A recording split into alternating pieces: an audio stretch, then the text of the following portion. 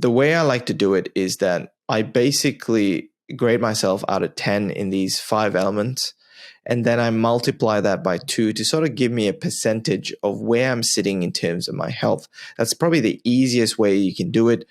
And it's probably not perfect, but in order to get a rough baseline of where you are, this would essentially give you how you are in terms of your health. Now, once you're basically done with this, the next thing I would do is pick out the lowest 3 in that category, or even the lowest 2 in that category.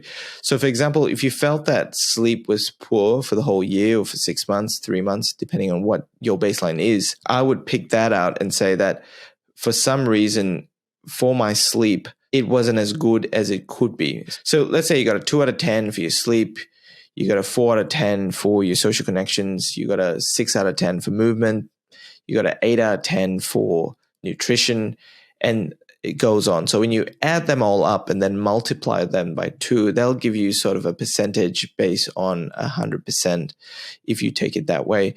Now, if you're looking at your poorest value, let's say sleep is your poorest value, and you think it's a 2 out of 10 or a 3 out of 10, whatever it may be.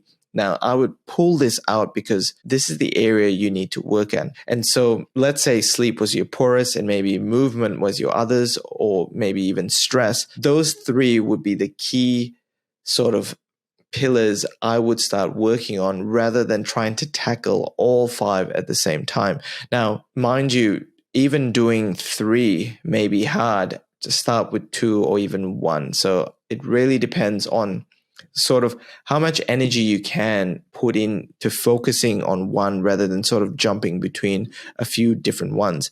And the time frame I would give myself would be anywhere around 3 months. And some people say I can probably do that in a month. I think that's too much time spending 3 months trying to focus on my sleep. The problem with doing it less is that it's easy to do for a week, 2 weeks, even a month. It's not easy to do for 3 months.